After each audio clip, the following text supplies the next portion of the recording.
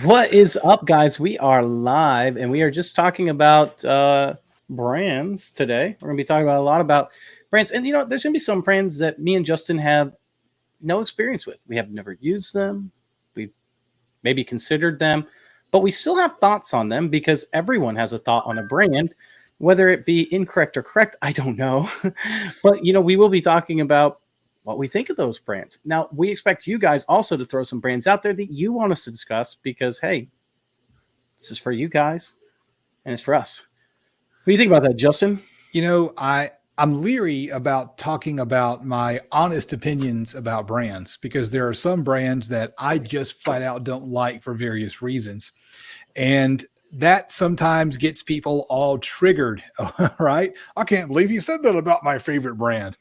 And people have a tendency to identify with the brands that they buy. I can't believe you said that about my gremlin. Yeah. Oh man, that's terrible. And so people tend to identify, oh yeah, I'm a Ford truck kind of guy or whatever the case may be. If you don't like Ford trucks, you don't like me, or you don't like your mama or whatever, or your mama liked my Ford truck last night or whatever the case may be. But let's keep in mind, we're just talking about the gear, right? And we're talking about our opinions of the gear. Yeah. And some we like and some we don't like, and some things we don't know anything about because we don't have any experience. And sometimes maybe we don't have any experience with it because we look at it and we go, that's not adding up. Yeah. And I mean, I think that's the important thing to pay attention to is some of these we're going to be like, I don't know what I think about these, but this is my opinion just based off of whatever it is. And we'll try to tell you what we think those are. So let's start off with one that we both have had experience with, that I know that we both want to talk about, that you had on your list, I had on my list. And honestly, we probably won't go through all of them, but there is a comment section down below where we talk about where some of the brands are that we will be hopefully discussing today. Oh, yeah, down the video description. Yeah, with lots of links for y'all to click on. Right. Yes. So they are, most of them are affiliate links, so just keep that in mind. But that does help support the channel, and we appreciate it. So here's the deal. Let's talk about Kicker. Good thing Andy's not here. We can't have Andy on the show. But let's talk about Kicker. So what do you think? What is your brand, your view of the brand Kicker? So some of my fondest memories as a teenager was oh no, Andy's here. Andy's here was going out on a Friday or a Saturday night in the town that lived near where I grew up, because I grew up in the middle of nowhere. It's a 30-minute drive to anything that looked like a town. And people were riding around with their systems. And there were people out there with those kickers with the gold letters. And so I've always been fond of them for that reason. But when I kind of got back into car audio in I guess my 40s, really, maybe it was my 30s, my opinion of Kicker at the time was, well, I'm looking at Kicker and I'm looking at prices and performance and just looking online. I'm saying, I don't think they have the price and the performance that they ought to have for who they are. And Kicker went through that period in the early 2000s where a lot of companies did this. MTX did the same thing, where they went with the crazy colors on the cone, like the silver cones and the gray cones that looked like it didn't age well. It didn't age. It was flashy and got your attention. But looking back, it's all like, man, why? Why did anyone pick those colors? I completely agree. Let me add to this because I feel like back in the day, same thing, 2000s, 90s, etc.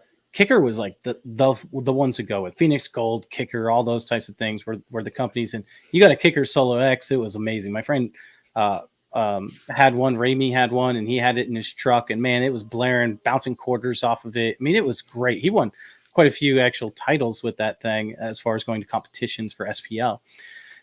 Lately, I don't know what to think of Kicker anymore. I really don't. I don't have any firsthand experience with Kicker lately, but ever since they went to start selling to Walmart, they seem to have been, in my opinion, have seemed to be living off of the name more than the actual quality of the product. Now, I do believe they still have high quality products in the upper range, but those lower range that you see, like Walmart, Best Buy, those things, I'm really curious how good they really are. So my direct experience with Kicker is, well, first of all, the thing that changed my mind and made me say, hey, I think I want to actually try a Kicker out was they did their Unmasked show and they got really active on their social media. And they did what we're doing here. They interacted with their clients, with their customers, with their fan base.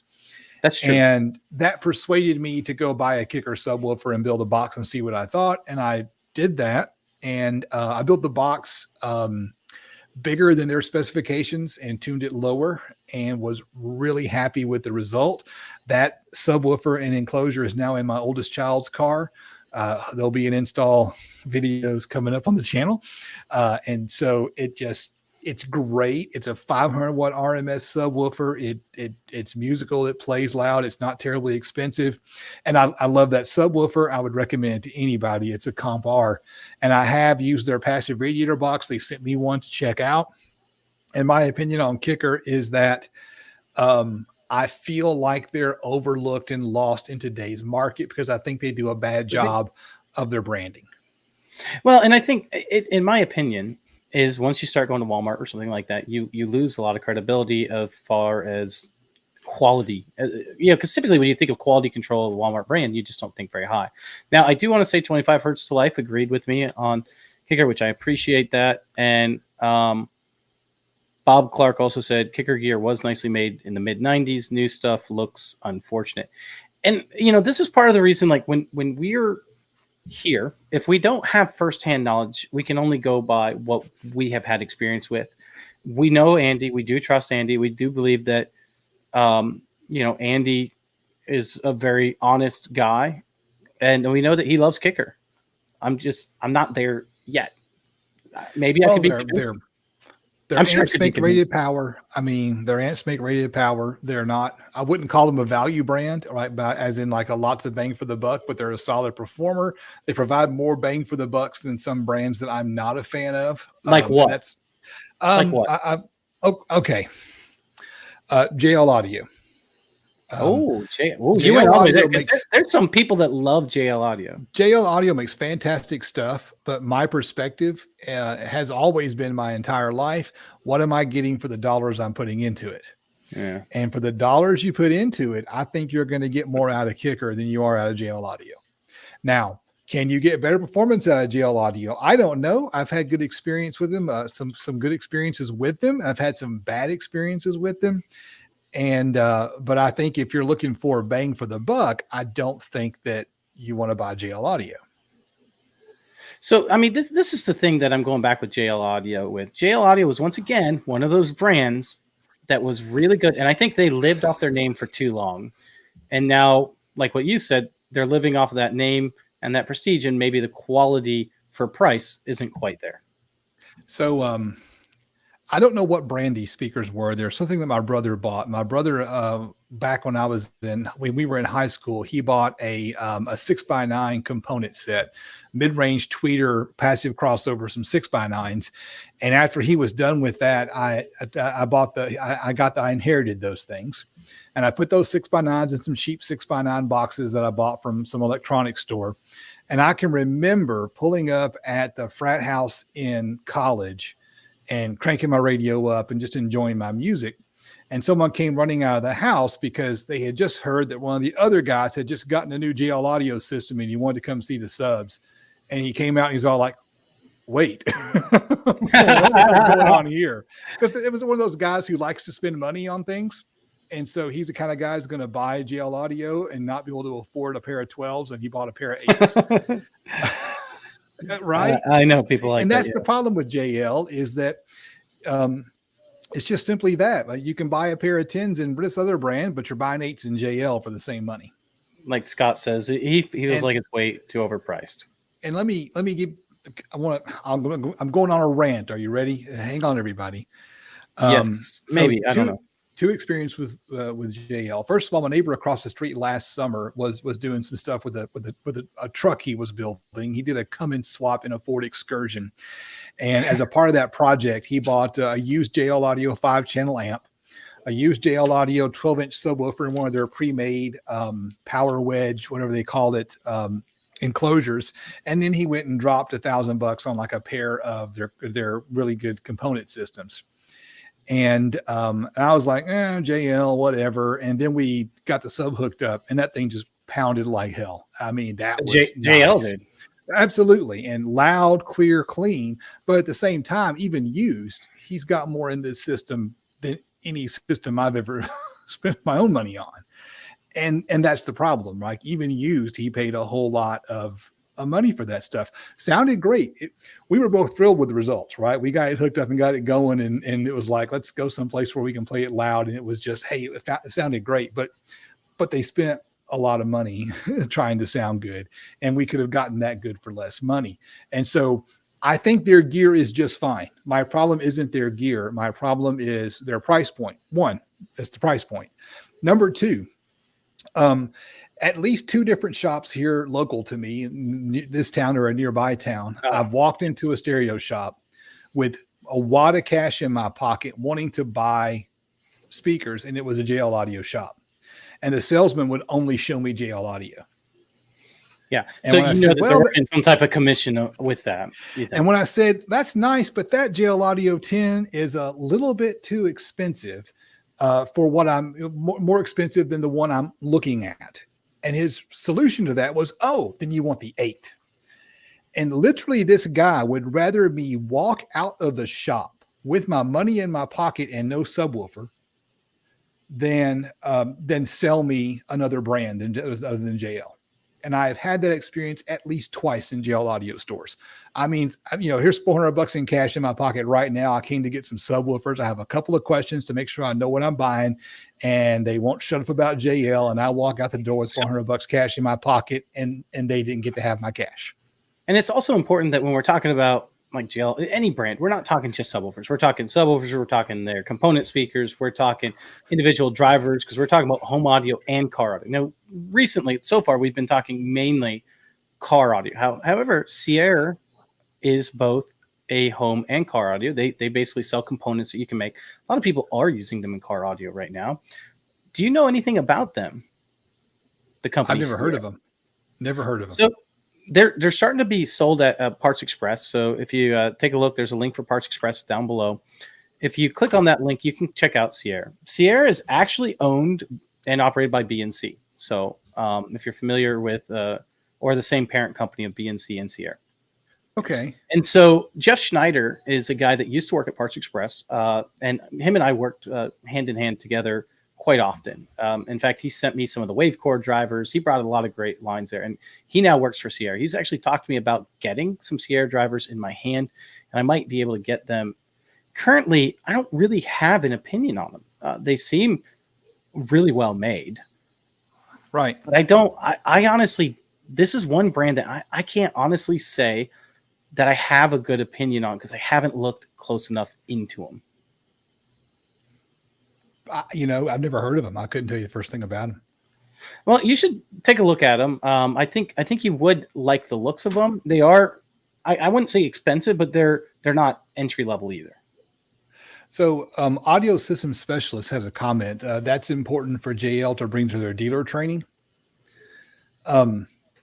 And so I don't know if that's a comment to my I wouldn't even call it mistreatment. So. It was just like, you got to listen to your customer. And here's the thing. I had some legitimate questions about, airspace in a small sealed enclosure, hence my last video, right? And I owe that guy a huge favor, actually, because he couldn't answer my technical questions, right? Again, dealer training. I walked out, went home, downloaded WinISD, and learned one, small sealed enclosure under the seat. It didn't matter what subs I put in. It wasn't going to have the output, so I didn't upgrade the subs. So, he actually saved me a lot of money. Another thing is that the subwoofers I wanted to buy, I didn't realize at the time, had a bunch of decoration on the magnet. Yeah. Right? And I don't know, maybe it's there for something. Maybe it helps with cooling, but some of these subs put all this crap back there on the magnet that I personally believe they just put it there to make it look bigger. It wouldn't have physically fit in the enclosure I was going to put it in, even though it would fit. The big crap they stuck on the magnet would have bumped into the side of the enclosure and it wouldn't have gone in. And all the salesman had to have done was picked up a similar prefab box they had sitting on the sales floor, dropped the brand I wanted into that, and then dropped his JL in. And he would have sold me a JL that day. All right. But all he wanted to do was talk about, if price is an issue, you want to buy the 8-inch JL. Just crappy salesmanship.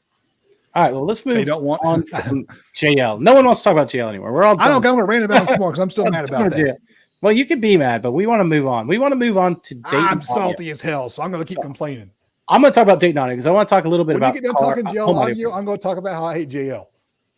You mean when I'm done talking about Dayton? Okay, so Dayton audio. Here's what I believe about Dayton audio. I believe Dayton audio is actually typically a very good value brand. When you're talking about the price for performance, they're typically really good. So these black boxes back here are actually the Epic drivers. Those Epic drivers are very similar to other drivers that cost significantly more. And for me, that's typically where you get with Dayton is typically you can get pretty decent. Now, Dayton has such they have such a huge range of products. Like you can buy really, really inexpensive stuff and really, really expensive. But I do believe typically value-wise, they're very well priced. What about you, Justin? So there are two things I like about Dayton audio. Thing one is every now and then they'll send me something. And so it automatically gets me good on their side, but I'm willing to admit my bias when they'll send me something. Thing two is all of their stuff, you can get data. You're not just stuck with the manufacturer recommends a 1.5 cubic foot ported box. No, you can get good, solid, complete set of TS parameters that when you put them into WinISD don't crap out on you. Okay. And that you can fully model. Fully model. Looking at the tweeters in the mids and you want to build a home speaker, that gives you the ZDA file and the FMA file so you can drop those into software for modeling crossovers. Just real quick, FRD and ZMA. What did I say? You said FMA and ZRD or something like that. I don't know. It doesn't, I mean, some other kind of file type I have to deal with. There's so many types of file types. Yeah. And for people like us that think of ourselves as DIYers that get into the nitty gritty and want to see the details and the frequency response, it is no one else does that. No one anywhere that I'm aware of. Yeah. I agree with you. I think overall, I mean, they even show their response of subwoofers. I mean, it's just crazy. Like, you know, they'll put everything in semi-anechoic chamber and take the response. And they will tell you when they splice it, I think at 500 Hertz. They do the near field response, but either way, I mean, it gives you a good idea. And even their newest ones, which Audio System Specialist was talking about, they actually showed the distortion graphs on that, which are the Epic drivers that are back there again, back the bottom shelf, the black ones right there. There they are. Those they actually show the distortion graphs on those too, which is really good because I don't know of any other people that do that. Now,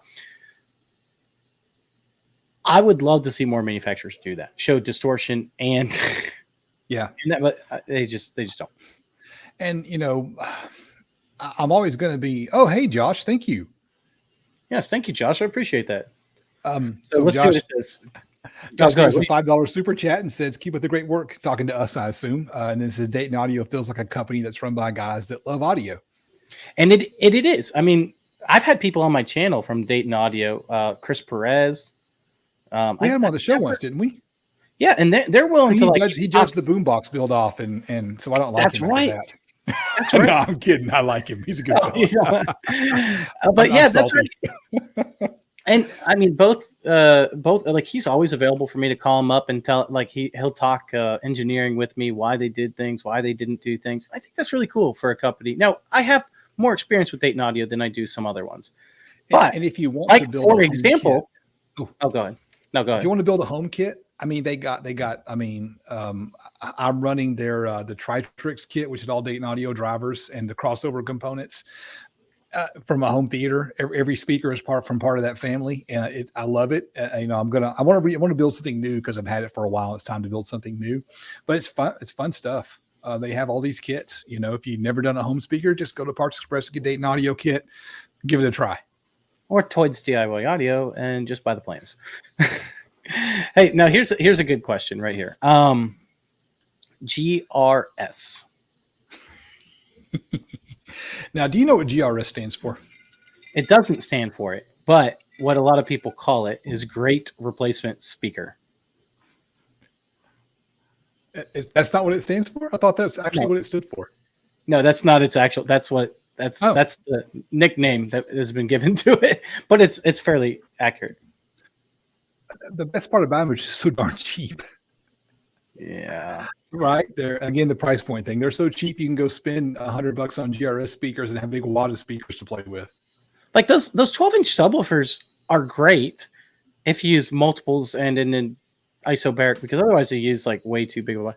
The truth of the matter is, I agree. GRS, I don't think are very good speakers. Like they're basic entry level speakers that literally are best designed around something that you're trying to replace the speaker in. So like an old 80s or 70s speaker, and you need to find a replacement 12-inch sub. That's a good one. I wouldn't typically design a speaker around GRS speakers. Typically, maybe they're newer ribbon tweeters, but even then, are planar tweeters. I'm not sure if they're planar or ribbon. I got to remember, but same basic concept. They're cheap, and I think that's like the best thing to say about them. You know, oftentimes it's not worth the money to try to put new drivers into some really old cabinets. If you've got some old home audio stuff laying around, but those drivers are cheap enough that it's worth it. Yeah, and I would say the one thing about the GRS as well is I think Blake said, hey, they cost nothing and they still way better than something you'd find in consumer audio stuff, and a lot of consumer audio stuff that's actually accurate. The thing with GRS typically, though, is because they're designed around specs that are like replacement level, oftentimes they do take like a really big box or something. They're not ones that I would probably design a new speaker around. Right. They're old school, right? They're old school. They're they look more like what you'd expect from a 1980s driver. All right, I want you to ask me a question on one that somebody threw this out in the comments a second ago. Let me see who it was. It was Get Some. Eminence, made in the USA, made in Eminence, Kentucky. What do you think about Eminence? So I'm going to put a disclosure out there. I'm good friends with Jerry McNutt, who is, I'm not really sure what his title is now at Eminence, but he's pretty high up there on Eminence. And we just talked recently with Eminence. Been talking on and off. I like Eminence. I think Eminence is a great value. They're typically inexpensive. Most of the components that come from Eminence are made in the USA, which is a big plus for me as well. I like the fact that they're still manufacturing them right in Eminence, Kentucky. A lot of them, I think the magnets no longer are made in Eminence. And there's a couple other things. But overall, I really like Eminence. Eminence does mainly only do PA and like if you do like guitar speakers and stuff. Yeah. Kind of like Celestion. I like them. Yes. I think they're good value as long as you know what you're getting. Right. The application matters. I think it's kind of cool. Thing that's really cool about Eminence is if you go back in time, look at. Hold on 1 second, Justin. Oh, go ahead. You're completely breaking up. Oh, try it again. No. Check microphone. Check. No, you're still breaking up. It's your internet connection, actually. Lovely. Can't do anything about that. If you go back into the heyday of car audio, a lot of car audio subwoofers were big Eminence PA drivers with a subwoofer brand on them. Justin has been replaced with a robot. You do sound like a robot. You'll have to replay this back. It's actually pretty funny. Oh, man. I've been having connectivity problems for, I don't know what's up. I just got a new computer, and it just seems to disagree with my home internet. So one of the things I loved about Eminence in general was that Jerry McNutt, which is a guy who I was talking about earlier, will actually create, like if you go to Parts Express and look up an Eminence speaker, he'll actually show you the response inside the box and give you he'll give you like 3 or 4 different box suggestions of what you can do and give you the actual response in the box. I think that's really cool. And I don't know of any other company that does that.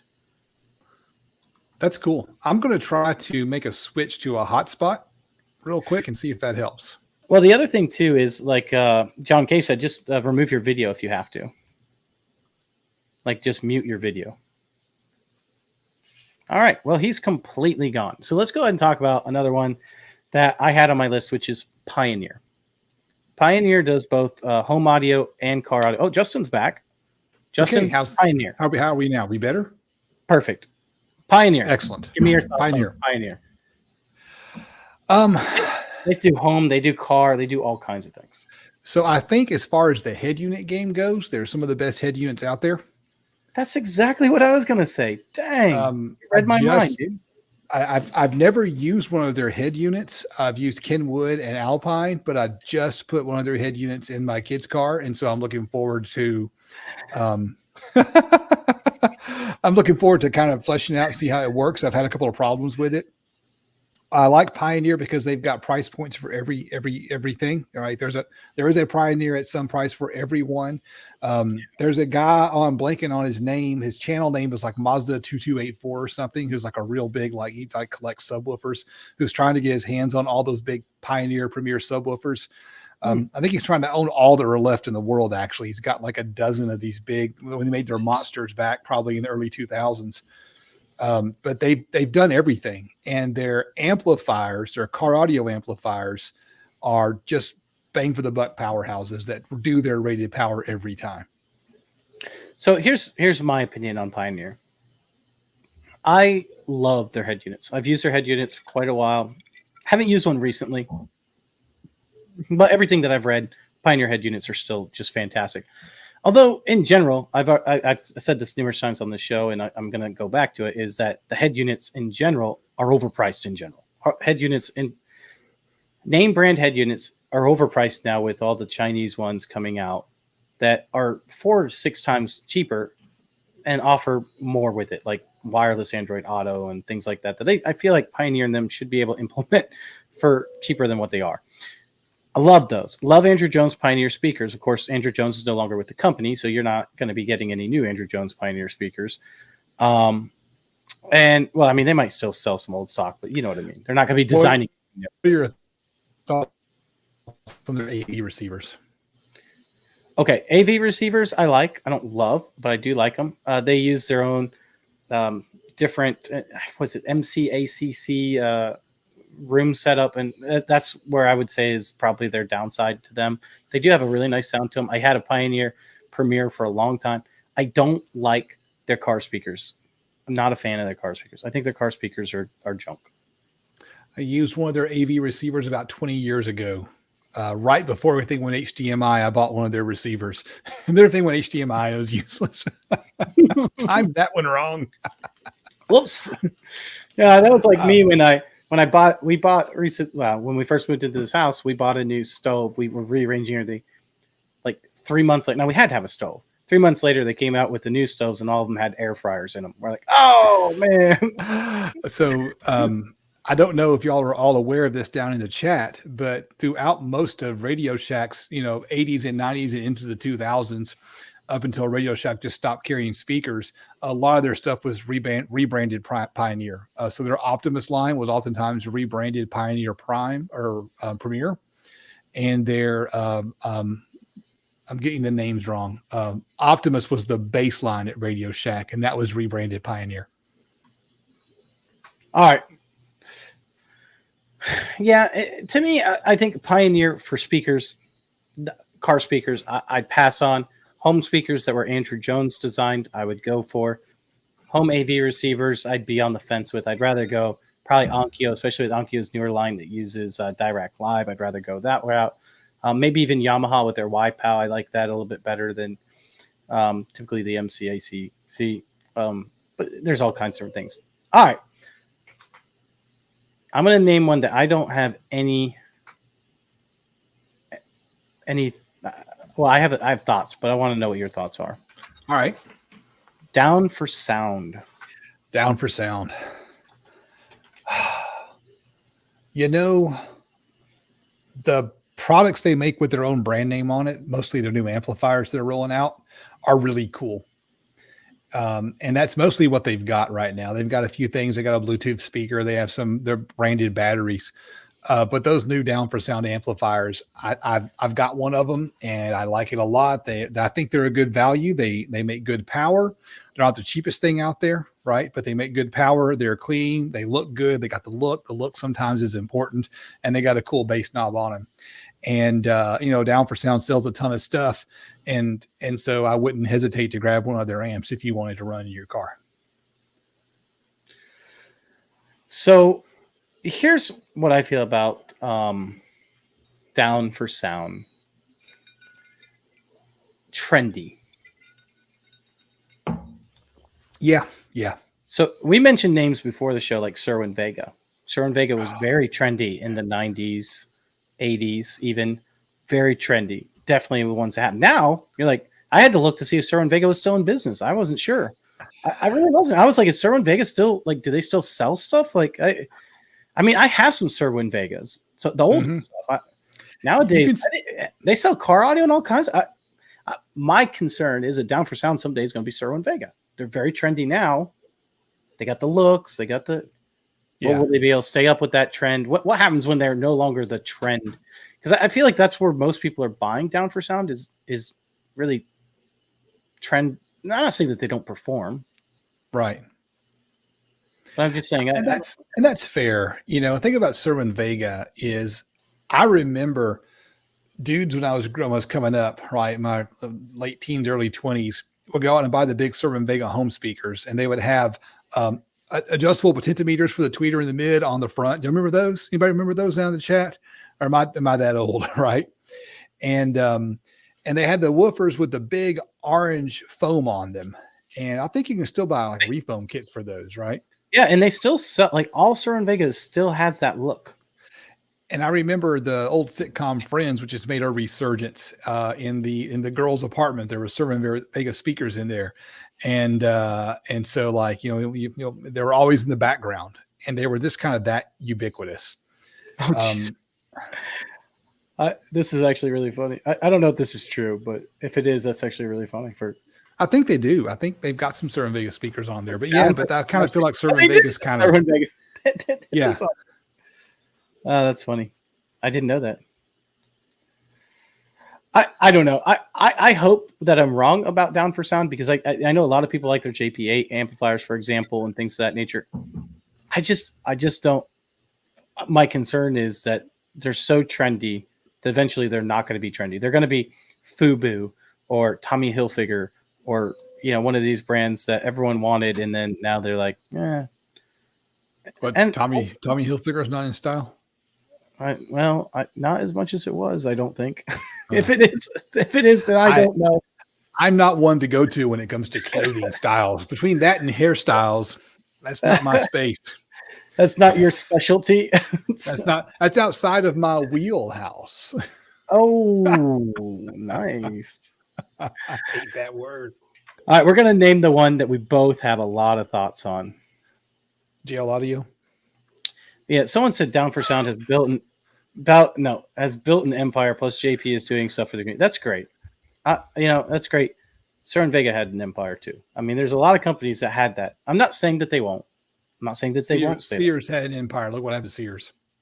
So we are going to mention Alpine later, but before I do that, I want to mention one that we both have very high thoughts on and very opinionated thoughts on. Boss.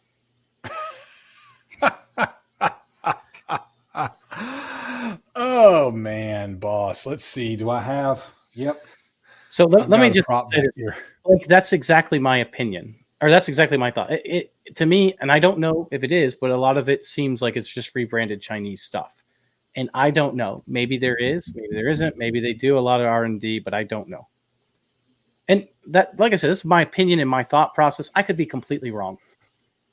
We could get someone on here that says you're absolutely wrong. We do $3 million in research every day or every year.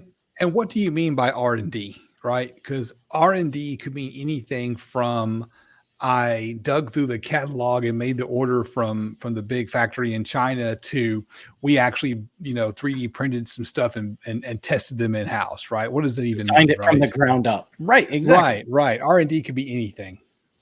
All right, so Boss. I know they're your favorite speaker, so tell us why. So I saw, I know that Andy had mentioned this earlier in the comments, or someone else, about some of their speakers. I was walking through a local pawn shop. I always pop into the pawn shop, see if there's any good cameras for cheap or any audio that just really gets me excited. And there was a 15-inch Boss subwoofer sitting there, subwoofer. I can't talk all of a sudden. And I noticed it had this huge magnet on the back, right? And it was all decoration, and I picked it up. And even with my back problems, I'm like, this is the lightest speaker I've ever picked up in my entire life. And it's this huge 15 with this giant magnet structure that you tap on it. It's all like, it's just plastic cladding. And that I think sums up Boss. Is it's all flash, no substance. So I actually had someone did ask about Edifier, which I'll try to hit on later. I actually have a video coming out with some Edifier speakers later, so you'll be able to, if you subscribe to my channel, you'll be able to see that. Which I also have some measurements on those.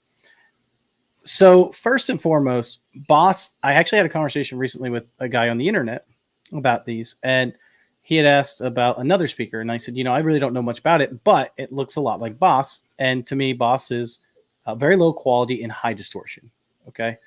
Now, interestingly enough, this is an interesting point. So I was listening to an interview with Earl Geddes, and if you guys aren't familiar with Dr. Earl Geddes, very famous for psychoacoustics, and a lot of it started in car audio, and he worked for Ford, and he designed audio equipment, audio systems, I guess, for Ford. And they actually had the ability to create amplifiers with no distortion in them. And he said that the consumers complained because the distortion let them know when it was loud enough. And so without the distortion there, they didn't realize it wasn't loud. And so with a lot of people, what I hear with Bosses, they get really loud. No, they get really distorted. And you think it's loud because it's unpleasing to your ears. And that's what I think of with Boss. And I mentioned that to the guy that, no, it's just a lot of distortion. And he said, well, I disagree with you. I think they're high fidelity. And I said, well, that's fine. You can disagree with me. Let's do some testing on them sometime. Yeah. I think about the one Boss amp that I tested, and I tested that amp just mostly because I wanted to see how it would play on my channel. It's got 3000 all over the side of the box. And when I put it on the amp dyno, it didn't even do 600. And my issue with that amp is not that there's something inherently wrong with the amp or anything like that, because the amp had, plenty of good features on it and stuff, is that after you start looking at watts per dollar, you're paying Alpine prices for a Boss amp. And I always go back to that, and it's my metric, and it's just because it's just the way I am. For me, it's what is the value proposition of it. And again, I don't like JL for the same reason I don't like Boss, because there are other brands that will give you more for your money. Mm-hmm. And that is my core issue with it.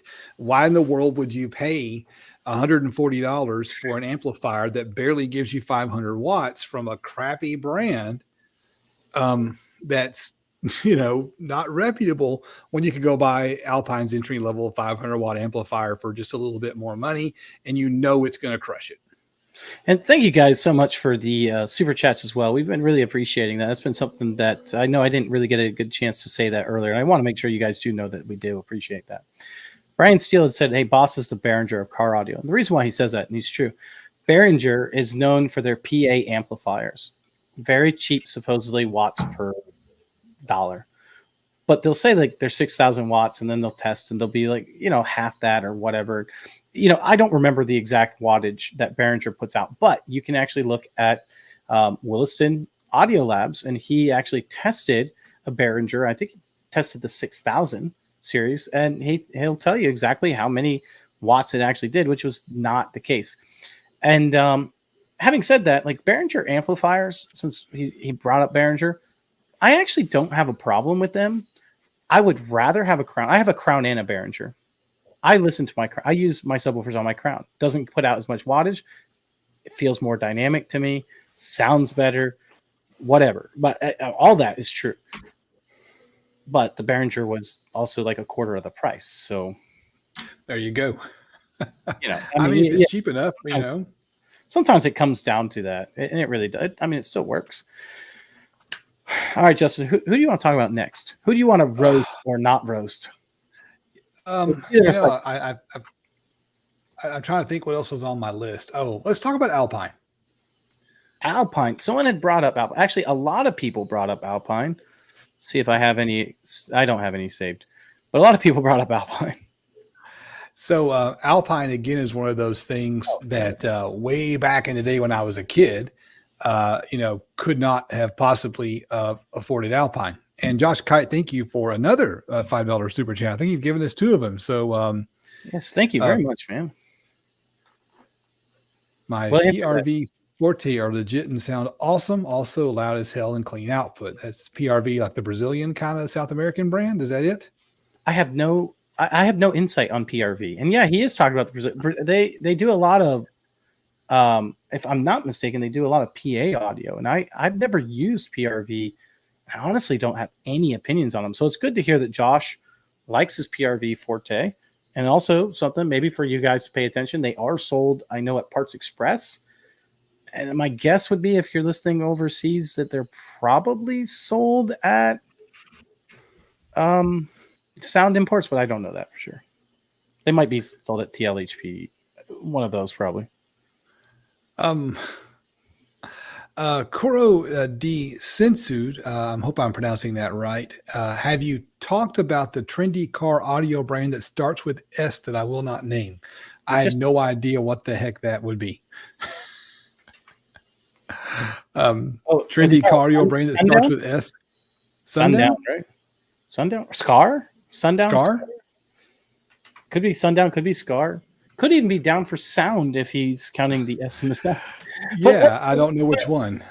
Let's go back. All right, so PRV, that's interesting to know. I actually don't know anything about PRV, but we were talking about, and Mullen Audio Performance also said PRV equals loud. I almost used them in stunt walls. So let's ask about, actually, Josh Evans said something. The main problem with Behringer in the pro audio world is awful support. Now, he is actually he is in the pro audio world, and that's why I wanted to read what he had to say about them. And that's actually good to know. In fact, when I see a lot of people using pro audio stuff, I do see a lot of people using the Crown. So that maybe that's the reason why. I don't know. All right, Alpine. About Alpine.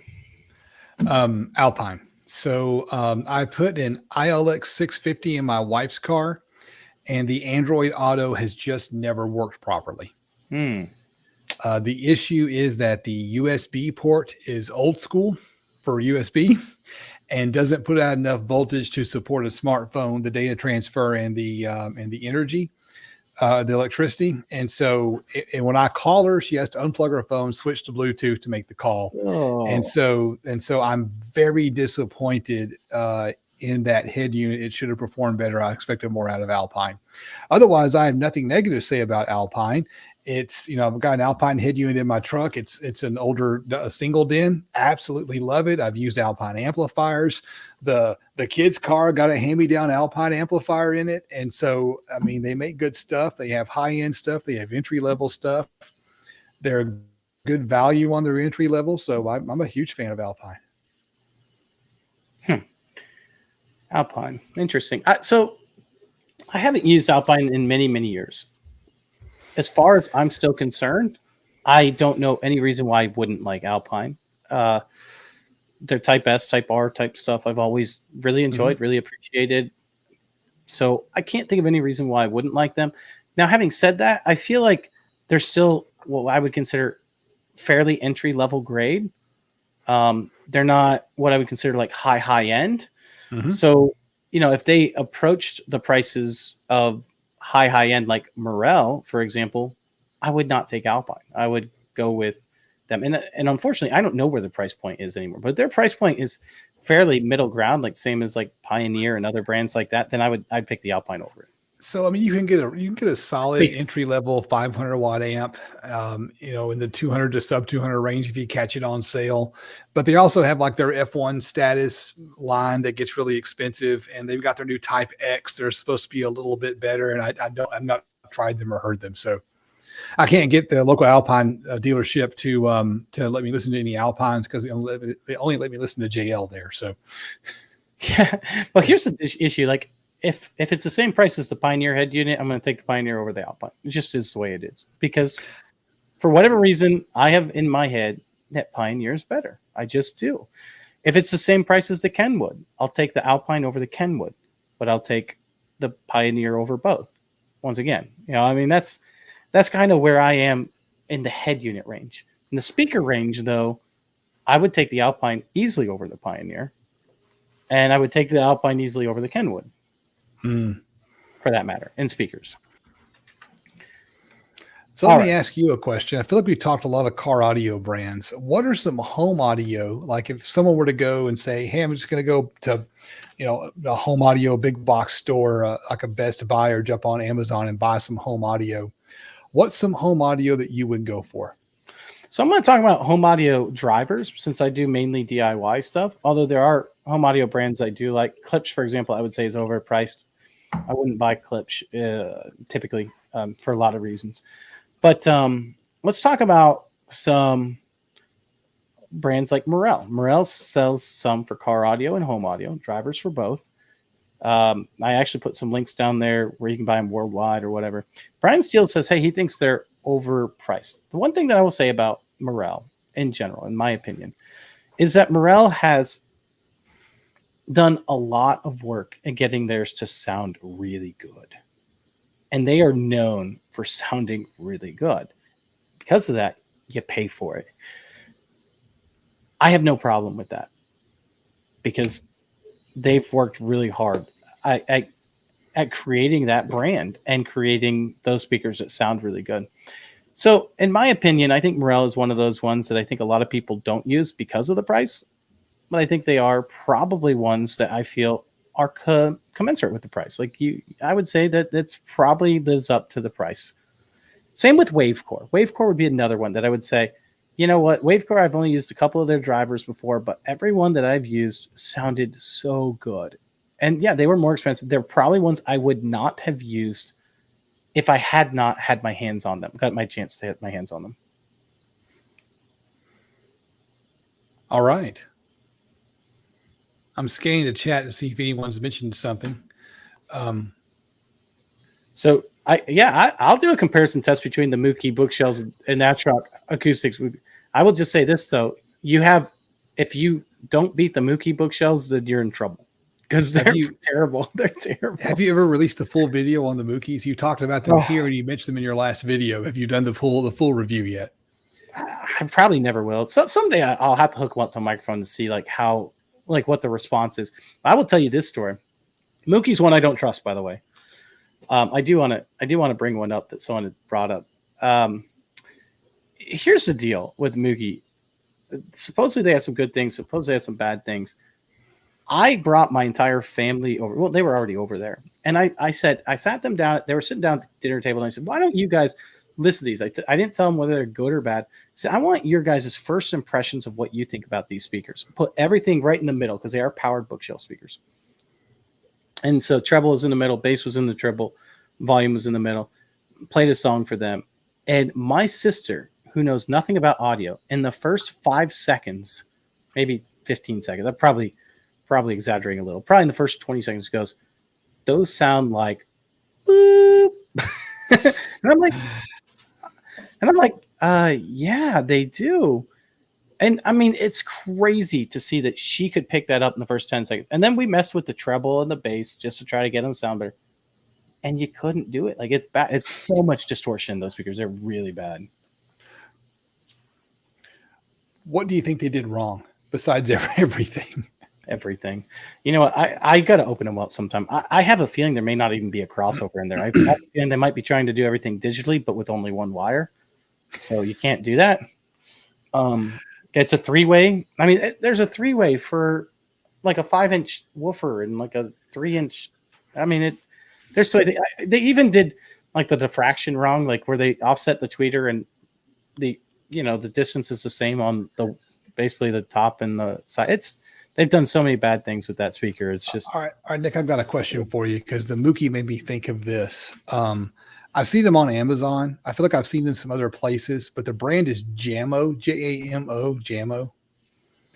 And I see it and I look at it and I look at the price and I'm looking at it going, I don't know about that. Is that any good? Have you tried them?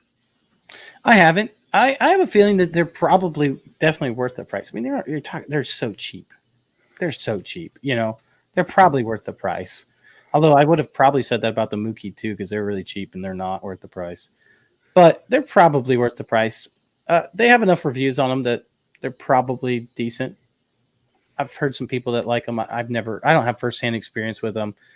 They're definitely, and when you're talking about cheaper ones like that, I feel like really the thing is none of them really play better than what you expect. It's just whether you get at least what you're paying for. So Right. $100, are you getting at least what you're paying for? And I think with Jambo, you probably are. None of them are going to be $500,000 sounding speakers. Okay. This is what he said. Hey, Jambo is good for the price, home theater more than music. And once again, like I said, it's inexpensive. You can get them right at Crutchfield. There's some links to Crutchfield down there. I think you can buy the whole 5.1 system. I think someone's under $200. I have been seriously considering buying some and getting some in. Just haven't got a chance to do that yet. I've never had any experience with them. Just kind of curious. Again, it's one of those things where I see it and I scratch my head and go, I don't know. Something about them just puts me off a little bit and I can't put a finger on it. All right. This is for you. For me? Yeah. A Toto? You like the... Yeah, I know that. But cheap Chinese like head units, like a Toto. What about those brands? I know you had good experience with a Toto, and I have yet to have a good experience with an inexpensive head unit. And the experience I had with the one that got sent to me was so bad that I won't review these cheap Chinese head units. And so I had a bad experience reviewing a cheap Chinese sound bar. And it's not so much that it's Chinese, it's just the garbage that piles up on Amazon.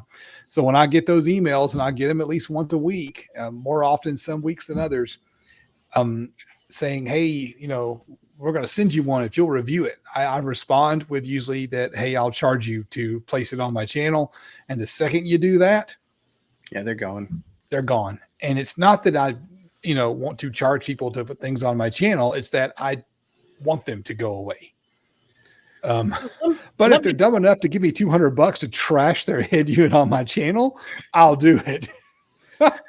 Here's the deal. And I agree. There are some head units that just aren't very good. Now, none of them you should expect sound quality out of. I don't think any of them you should expect high sound quality out of. It's more of, does it going to do what you want it to do in your car? And for me, a Toto was one of those things that, yeah. So here's like what Brian said. Hey, I had one of those. His brother installed an a Toto in his car. It sounded pretty bad until we adjusted the DSP. Then actually sounded fairly decent. I was going to say it. Like some of the newer a Totos like have DSP in them where you can do it. You can actually do time delay and all kinds of other things in there, which is actually pretty neat. But this is a thing that I love about companies like a Toto. A Toto, which you can buy off Amazon. There's links down in the description. You can actually... They're a good value for what you're going to pay for a Pioneer with the same options is going to be 5 to 6 times less expensive. And so when you look at it like that, you're buying one for under $200.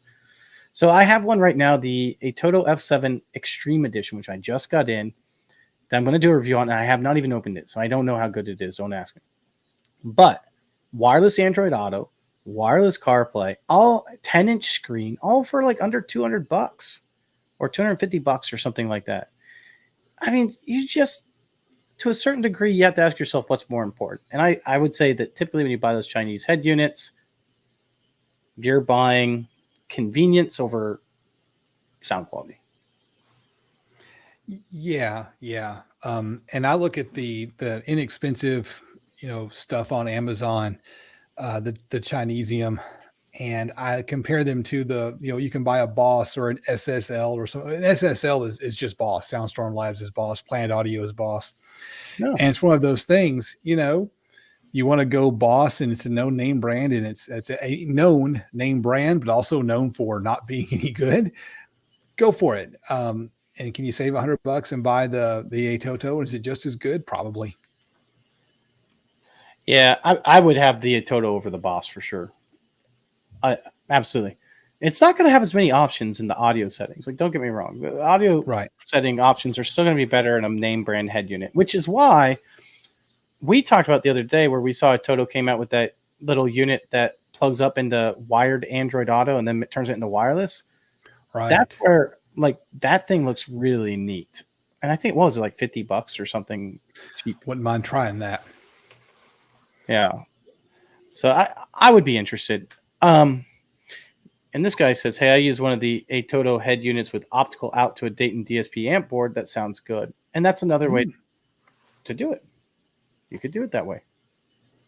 I didn't realize the a Toto had optical out, because I could do that into mini DSP, which is something I had on my list.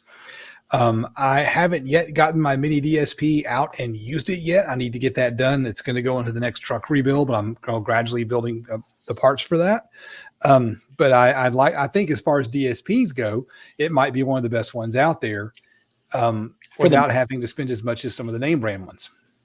I agree. I think mini DSP for the money is one of the best ones out there. Unfortunately, we don't have Elliott Designs on here, although AJC might be able to mention something about it. A lot of times we talk about the chips in the DSP. I know mini DSP, their HD and above, use some of the better chips. At least talking to them, they do. They know about it more than I do. And I agree. I would take the mini DSP over something like the Dayton Audio DSP, but the Dayton Audio DSP, once again, it's where you're getting the value because you got the 4 in and 8 out, which is really hard to get at an affordable price. Right. I mean, it's a $150, $160 DSP, and it does 8 in or 4 in, 8 out. Someone had mentioned Hertz, HERTZ Hertz.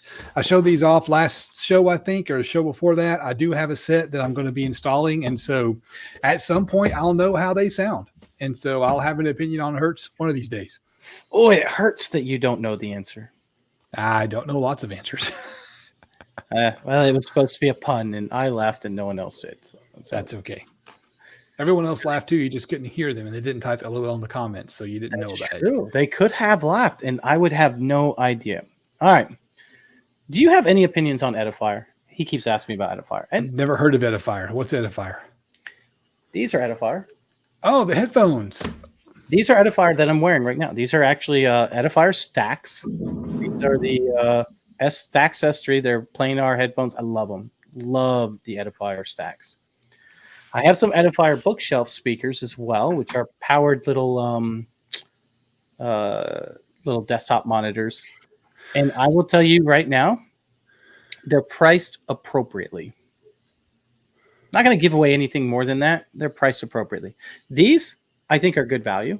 Even though they're expensive, I think they're good value. They did a lot of research, R&D, and used a lot of technology that was even their own to make these sound good. I think they did a really good job. And to make them Bluetooth, wireless, and all this other for the price that they did, I think they did a really good job on these.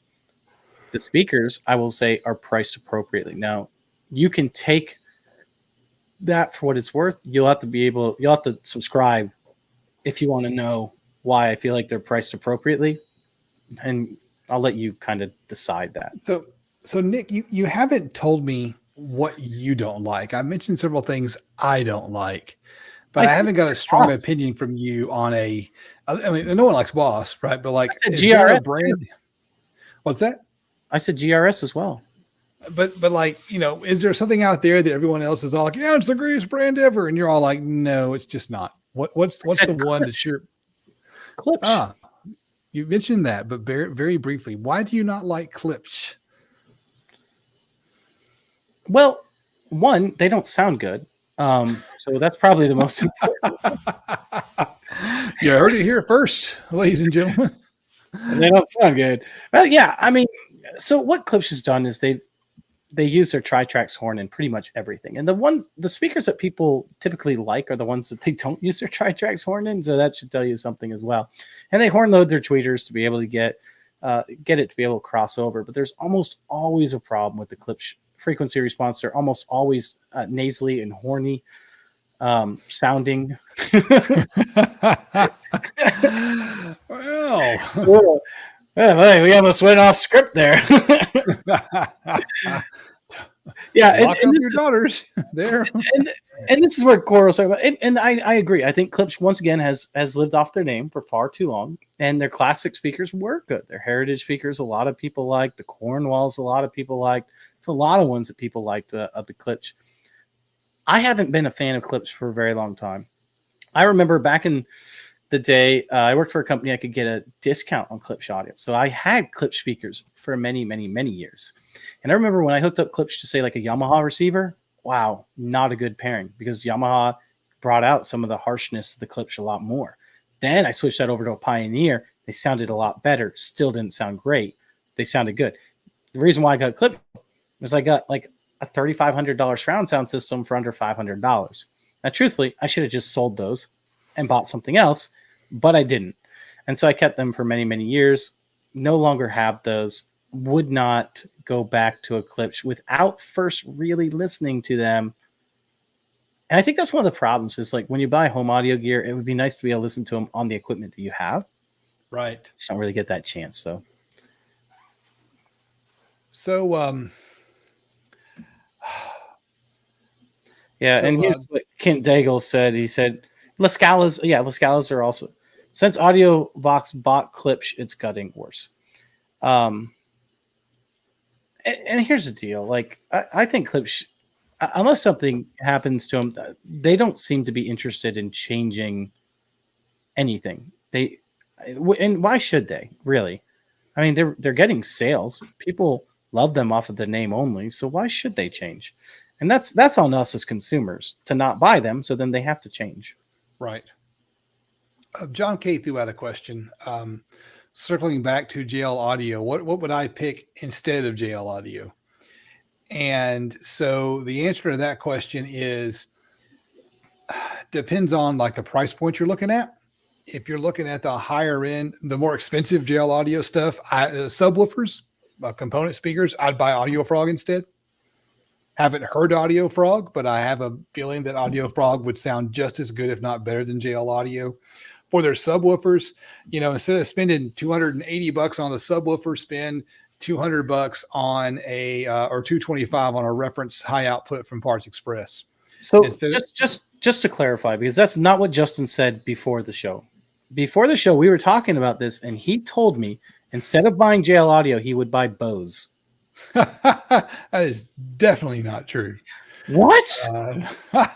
It's funny about Bose because they had some stuff that kind of looked cool and I thought was halfway decent way back in the day, like the 901s and stuff. They had some cool tower speakers, but their entire theory of let's take a bunch of mid-range drivers with no baffle and aim them in 4 or 5 different directions and cover it all with a speaker grill and tell everybody that's how good sound's supposed to be. I just think it didn't work. And their cubes are just nothing about that speaker makes any sense. It's too big to be a tweeter. It's too small to be a woofer. It's crossed over way too. It's just not crossed over right. I mean, everything about Bose is wrong. Bose was so smart when they did that, though, because they put up a demo in the store where literally all the speakers were like a foot away from you. So they completely surround you with sound. You're like, I've never heard this. Yeah, all the speakers are a foot away from you. Like, of course, once you put them in a room, then you get something completely different. So, yeah, obviously not Bose either. And the truth of the matter is there's a lot of decent replacement brands for other companies. And I think we could each put this is my favorite, this is my least favorite. And I think one of my favorites for the value that we talked about is Dayton Audio. And I know that Dayton Audio, actually some of the reference line, the RS line, people have said they use in-car audio as well. Yep. Their reference 10-inch subwoofers apparently do really well in small space. Back to Bose. RS 180 as well, I think. That's their 8-inch speaker, right? A lot of people put those in the doors. 7-inch, I think, but it might be 8-inch. Yeah. No, you're right. 7-inch, 6.5 or 7. Circling back to Bose for a second. One cool thing Bose did, and you may have seen this. You can find the video on YouTube. They experimented with car suspensions, where they basically said, "Hey, we can make a suspension and electromagnet for a speaker," and so they put some stuff in a Lexus. And basically had this car where they could cause the car to jump like over a speed bump. Really? Brian Steele's comment. I've heard 901s. They sound great if you disconnect them and using the stands for better speakers. The 901s are pretty interesting because the 901s do pretty much what the Definitive Technology does. And you either like it or you love it. And they basically had backward firing speakers that shoot behind the wall. They had all these speakers, this relatively small box when you think about it. And they shot it behind the wall. And the reason why they do that is to help fill the room with more sound. So you get a lot of reflective sound.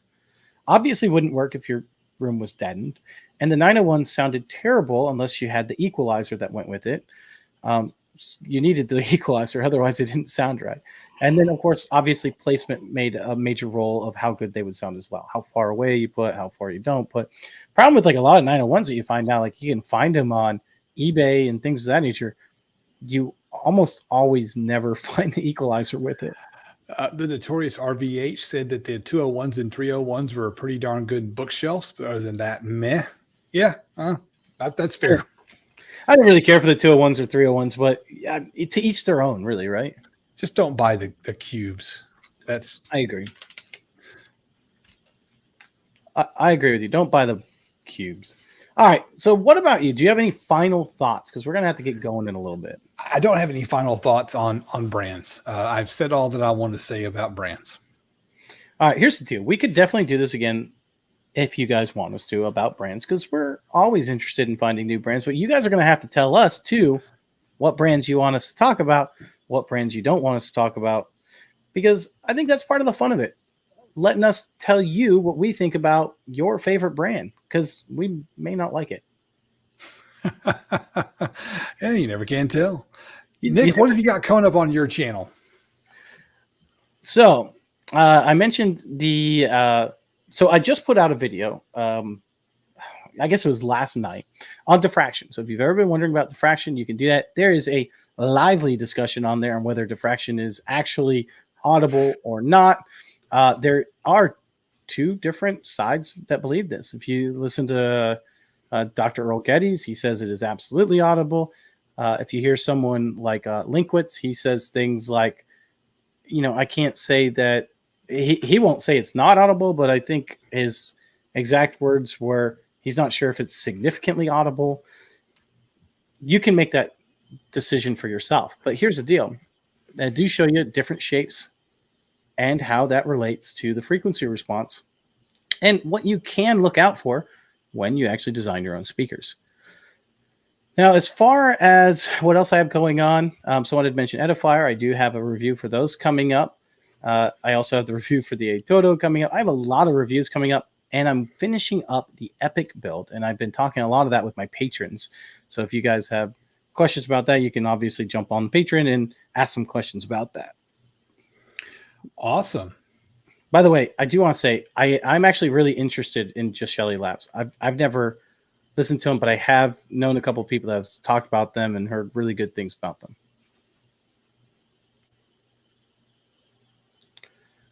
All right, go ahead, Justin. So yesterday I dropped a video where I alluded to it on the live show in the past. The live show, you kind of get a preview, of course. I built 3 different size enclosures and did some measurement to see the difference, so I can kind of show you how, putting a subwoofer in a box that's just too small is just a bad idea. And Great. That video's had a lot of traffic. It seems to have responded well, which means I'm probably going to film the part 2, and people are asking for it. And that is what about putting some polyfill in that box and measuring it? And Nick, I know you've done it, and I've already filmed the test footage and got some test results. And when that comes out, Nick and I might have to have some debates, because he and I might have a different opinion on the effectiveness of polyfill. And that video hopefully will come out sometime in August, if all things go well. Coming up on the channel next is a car audio build. I've put a head unit and some amps in a car, and had to install some speakers, but I got the amp video edited and it's out there for my patrons to see. So I'm pretty excited about that video. I hope that people enjoy it. And that is what's coming up on my channel. Oh, yeah. The other thing coming up on my channel I want to mention is the video after the amp install is probably going to be an amp dyno. I've got NVX to send me one of their smaller Brazilian style amplifiers. And so I hope that it makes its rated power, and I can show you all that on the channel. All right. So I just got a new 3D printer, and this print didn't come off very good. I'm going to be honest with you. This is a Ender S1, Ender 3 S1. There's some things going on at the first layer. So it's like a wrench holder or what? Yeah, I might have had the first layer a little off, so I'm gonna have to work on that. But still came out better than the Odin 5. So very interesting. I'll have to work on that first layer and see. So far, I've really loved this Ender 3 S1. And I'll have a video on that versus the Odin 5, because they're both around the same price range. Which basically be, hey, if you want to get into 3D printing, which one would you want to purchase? And I don't have an answer for that yet. But so far, I think I'm liking the Ender 3 better. I need to work on that first layer, though, because that first layer didn't stick as well as I would have liked. So, don't know. It might be because I have the fan on, too. I'll let you do the 3D printing. I'm not interested in it. You know what? I'll tell you what. 3D printing is nice. And I think it's really cool because you can start doing some of the, like, I want to test some of these enclosures that like some people have made. Are they really as good as they say they are? Are they not? You know, what should you expect? What shouldn't you expect? It's so cheap to make an enclosure that way. Is there any design differences that we can do to make them better? I am curious about that. I'd love to know if small 3D printing of enclosures is even a good Yeah, I think it's you know, he said 3D printing will change the game long term. I don't know. I mean, maybe those big construction ones that are building houses, but I don't know about these little guys like this. You know what our friend Rob likes to say, that you'll spend $300 on a 3D printer to print something out that you wouldn't have paid $5 for, right? So I don't know. I'm a long way from being into the 3D printing. I really feel like the 3D printing could have been more than it is. I don't feel like it's lived up to its potential.